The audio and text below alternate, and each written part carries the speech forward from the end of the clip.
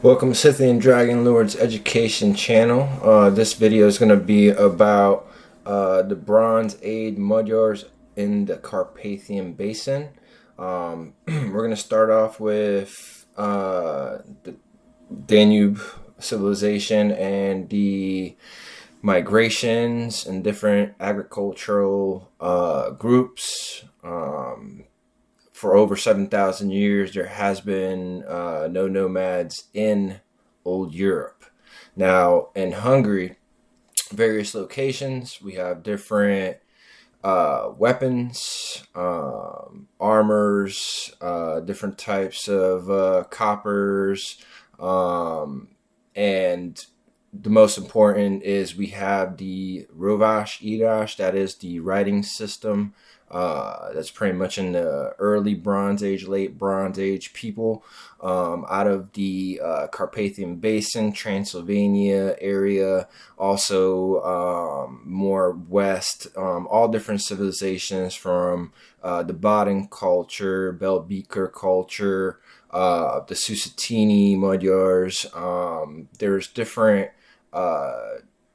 DNA that goes back to different civilizations.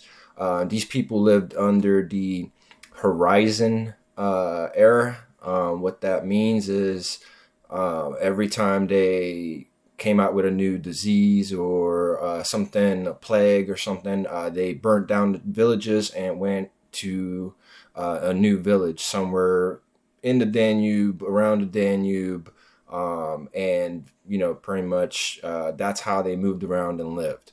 Now, Pannonia was the old Europe. The Pannonia name is just a name that came up with during the early Roman Etruscan type era. Different weapons and different civilizations were just called different names, but it's pretty much the same people living there. The Magyars were very early there. We have records back to back to the Gravettian era, and some of the Magyars their language actually morphed into newer Magyars, different type of as language evolved, more of the language became modernized, different types. So, they added more alphabets, and the old writing system, the BronzeAge consisted of the 23 Rovach symbols. Each one also represents a different entity or goddess or different river or saying, and that evolved into the Magyar language out of the Carpathian Basin. Out of the Carpathian Basin, the BronzeAge got transferred down to different parts of the Balkans, and then over to Anatolia, Mesopotamia, out to Asia, and shared with people like the Turks out there. They created their own writing system. That's where the Okron writing system comes from. It actually comes from the Hungarian Rovach. It also went north, and then they created the older Forok writing system, the runes. Most of the different waves of people that came in, Marija Gimbutas did a really, really good documentary / study on it. The Kurgan waves, she described 3 different waves. She did make some mistakes, but she did pretty well. She did. We have some newer studies with newer DNA, and we know that most of the Yamnayas weren't R1A, but they were R1B and I2A haplogroups. Most of the old Europeans, those were the I2A haplogroups.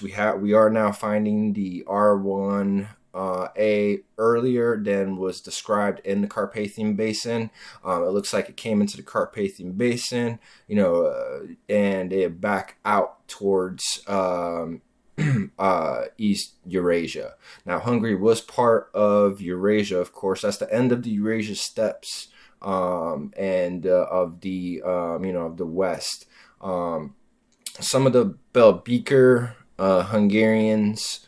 They had different haplogroups. There was no R1A yet during that time. It's just R1B, I2A, of course. Then down to different other cultures, Starcevo, Koros, Chris cultures. Susitini was part of that culture. There was a Lenyel culture and a linear pottery culture as well. And, all goes back to the Gravitian and the Epi-Gravitian people. There's a different charts here with different haplogroups. You can see most of the old Europe of the I1 and I2A, like the northern people that are linked into the I1. Those people actually came out of the Carpathian Basin and went from there. Now there was a couple other haplogroups that were already in the area. There were smaller haplogroups, but the advanced agriculture started coming in from Anatolia. Now the people were already doing agriculture per the studies on vegetables and different types of animals that they were already eating and growing and doing those type of things. A couple of the different maps, you could see different locations of Hungarian names that have been around for since the Bronze Age. The Danube was actually called the Easter. The ancient Greeks, the Hellenic Greeks, they actually called it the Istros River, which represented the goddess era. All of old Europe was a goddess, mother goddess, cult type religion type culture.